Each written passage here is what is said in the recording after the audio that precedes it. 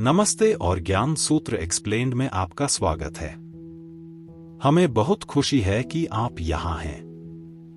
यदि आप चैनल पर नए हैं तो उस सदस्यता बटन को हिट करना सुनिश्चित करें और यदि आप हमारे द्वारा साझा की जाने वाली कहानियों और शिक्षाओं में मूल्य पाते हैं तो हमें लाइक एंड सब्सक्राइब कर दें।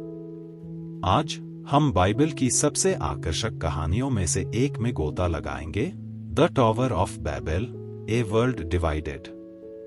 आइए आज हमारे लिए इस कहानी के कालातीत पाठों को उजागर करें। आइए शुरू करें। बाबेल का टॉवर, एक विश्व विभाजित। बाढ़ के बाद की दुनिया। महाप्रलय के बाद, जिसके बारे में हम नूह के जहाज की कहानी में पढ़ते हैं, संसार फिर से आबाद होने लगा। नूह के 3 बेटे, शेम, हाम और येपेत, उन सभी राष्ट्रों के पिता बन गए जो अंततः पृथ्वी को भर देते।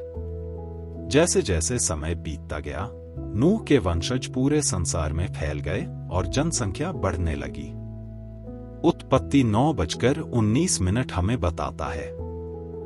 नूह के ये 3 पुत्र थे और पृथ्वी पर तितर-बितर हो गए लोग उन्हीं में से निकले। उत्पत्ति 9:19 NIV। हालांकि एक बात थी जिसने उन्हें इस शुरुआती चरण में एकजुट किया, वे सभी एक ही भाषा बोलते थे। यह वह समय था जब पूरी मानव जाति एक ही भाषा में संवाद करती थी और उनकी एकता ने उनके लिए एक साथ काम करना आसान बना दिया था। लोगों की महत्वाकांक्षी योजनाएं।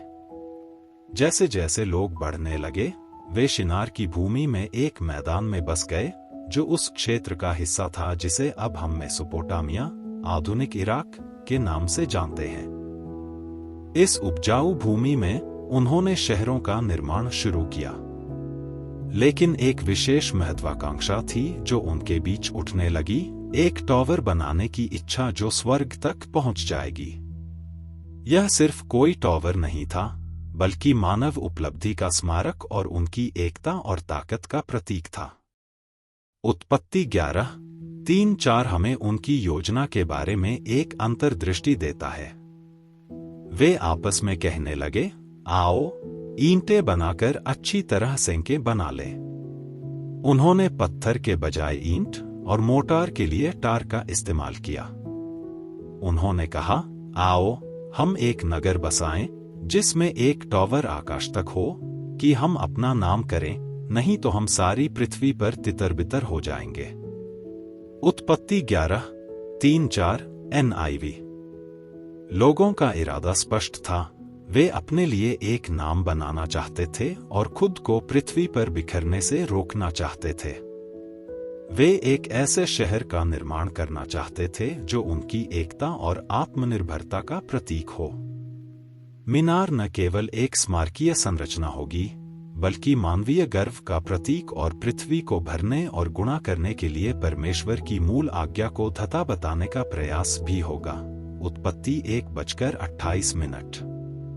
एक स्थान पर एकजुट रहने और खुद के लिए एक नाम बनाने की उनकी इच्छा में लोग कुछ ऐसा निर्माण कर रहे थे जो संभावित रूप से उन्हें परमेश्वर से दूर ले जा सकता था। उन्हें अपनी क्षमताओं पर गर्व था और उनकी महत्वाकांक्षा उन्हें परमेश्वर पर अपनी निर्भरता को भूलने के लिए प्रेरित कर रही थी। टॉवर के लिए भगवान की प्रतिक्रिया। परमेश्वर, यह देखकर कि लोग क्या कर रहे थे, उनके घमंड के संभावित खतरों को जानता था।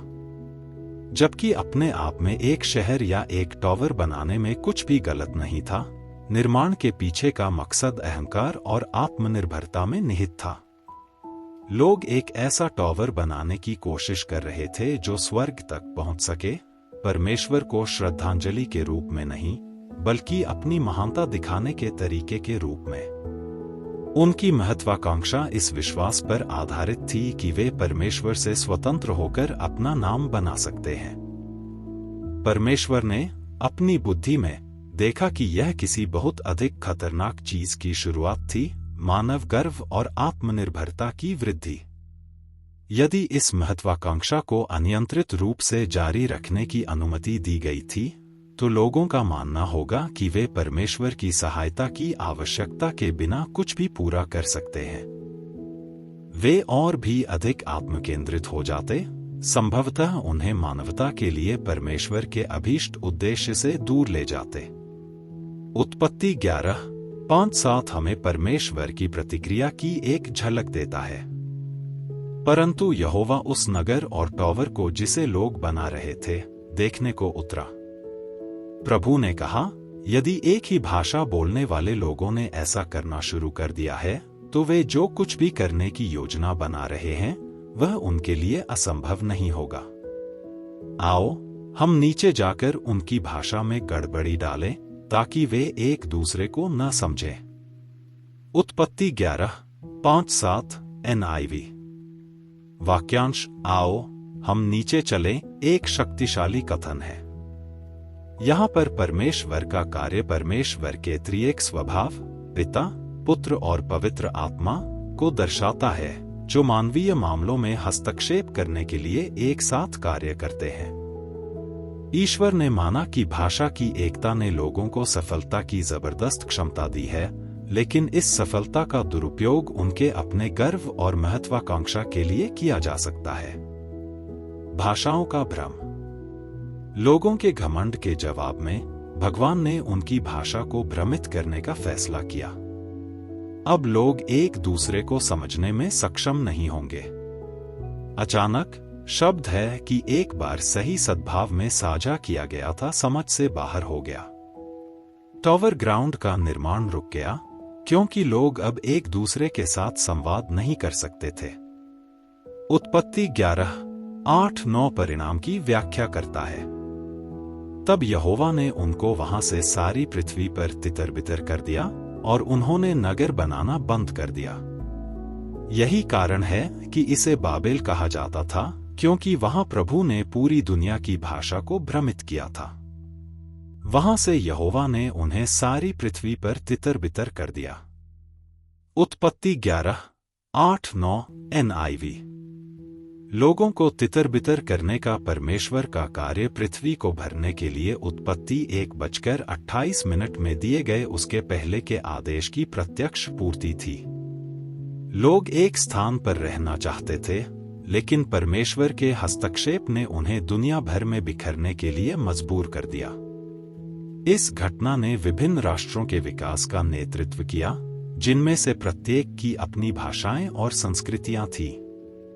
टॉवर, जो मानव एकता का प्रतीक था, मानव विभाजन का प्रतीक बन गया। बाबेल की विरासत। बाबेल के टॉवर की कहानी एक असफल वास्तुशिल्प परियोजना की कहानी से कहीं अधिक है। यह मानव गर्व, एकता और ईश्वर से अलग अपनी सफलता बनाने के प्रयास के खतरे के बारे में एक गहरा सबक है। बाबेल के लोग अपने लिए नाम बनाने की इच्छा में एकजुट थे, लेकिन अपने अहंकार में वे परमेश्वर की महानता और संप्रभुता को पहचानने में विफल रहे। यह घटना सांस्कृतिक और भाषाई विभाजन की शुरुआत का प्रतीक है, जिसे हम आज देखते हैं। एक समय एकीकृत मानव जाति बिखरी हुई थी और मानव जाति भिन्न भिन्न राष्ट्रों में विभाजित हो गई थी, जिनमें से प्रत्येक की अपनी भाषाएं और रीति रिवाज थे। लेकिन यह ध्यान रखना महत्वपूर्ण है कि यह विभाजन, जबकि मानव पाप और घमंड के परिणामस्वरूप छुटकारे के लिए परमेश्वर की योजना को नहीं रोकता था। यद्यपि मानव जाति बिखरी हुई थी, फिर भी परमेश्वर ने बाद में एक नई जाति, इस्राएल को अपने लोग और राष्ट्रों के लिए ज्योति होने के लिए बुलाया। बाबेल के टॉवर की कहानी से नैतिक सबक। 1. घमंड विभाजन की ओर ले जाता है। बाबेल के लोगों ने एक ऐसा टॉवर बनाने की मांग की जो स्वयं के लिए एक नाम कमाए। अपनी काबिलियतों पर गर्व करने की वजह से उन्होंने परमेश्वर की हुकूमत को नजरअंदाज कर दिया। उनके अभिमान का अंतिम परिणाम विभाजन था। वे तितर-बितर हो गए और एक दूसरे से अलग रहने के लिए मजबूर हो गए।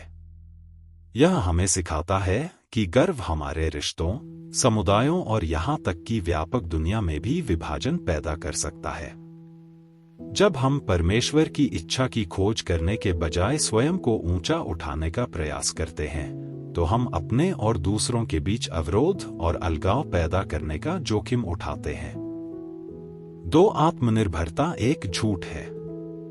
बाबेल के लोगों का मानना था कि इस मीनार का निर्माण करके वे अपने दम पर कुछ महान बना सकते हैं, परमेश्वर से स्वतंत्र। आत्मनिर्भरता एक झूठ है, क्योंकि अंततः हम भगवान के बिना सफल नहीं हो सकते। परमेश्वर वह है जो हमें ज्ञान, शक्ति और कुछ भी पूरा करने की क्षमता देता है। कहानी हमें ईश्वर पर अपनी निर्भरता को स्वीकार करने और हम जो कुछ भी करते हैं उसमें उनका मार्गदर्शन प्राप्त करने की याद दिलाती है। 3. परमेश्वर की योजना को विफल नहीं किया जा सकता है। भले ही बाबेल के लोगों ने अपने दम पर कुछ प्रभावशाली बनाने की कोशिश की, फिर भी परमेश्वर ने उन्हें रोकने के लिए हस्तक्षेप किया। उसके उद्देश्य और योजनाएं हमेशा प्रबल रहेंगी। भाषाओं का विभाजन और पृथ्वी पर लोगों का बिखरना पृथ्वी को भरने के लिए परमेश्वर की मूल आज्ञा की पूर्ति थी। उत्पत्ति 1:28।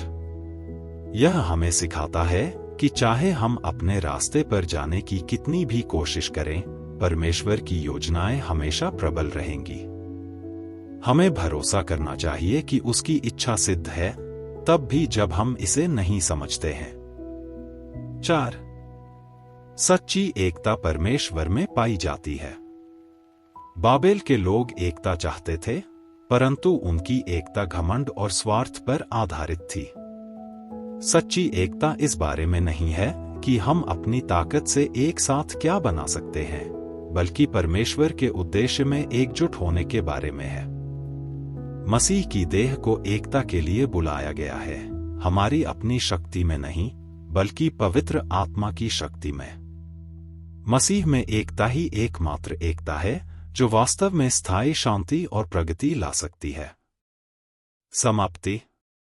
बेबीलोन के टॉवर की कहानी हमें मानवीय घमंड, परमेश्वर पर हमारी निर्भरता को पहचानने के महत्व और उसके उद्देश्य में सच्ची एकता की आवश्यकता के बारे में मूल्यवान सबक सिखाती है। बाबेल के लोग तितर-बितर हो गए थे क्योंकि उन्होंने परमेश्वर के अधिकार को स्वीकार किए बिना अपने लिए कुछ महान बनाने की कोशिश की थी। परंतु उनके बिखराव में परमेश्वर ने मानवता के चारों ओर फैलने की अपनी योजना को पूरा किया। पृथ्वी।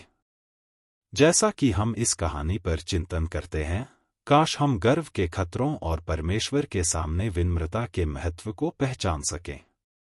आइए हम एकता के लिए प्रयास करें, अपना नाम बनाने के लिए नहीं, बल्कि परमेश्वर की महिमा के लिए। आज हमारे साथ जुड़ने के लिए धन्यवाद। ज्ञान सूत्र एक्सप्लेन्ड गया क्योंकि हमने the tower of Babel, a world divided की शक्तिशाली कहानी का पता लगाया। हम आशा करते हैं कि आप गर्व के लिए अपने स्वयं के हृदय की जांच करने और सबसे ऊपर परमेश्वर की इच्छा की तलाश करने के लिए प्रेरित हुए हैं। अगर आपको यह वीडियो मूल्यवान लगता है तो नोटिफिकेशन बेल को लाइक, सब्सक्राइब और हिट करना न भूलें ताकि आप कभी भी कोई एपिसोड मिस न करें। ईश्वर की बुद्धि आपकी यात्रा में आपका मार्गदर्शन करे। अगली बार मिलते हैं।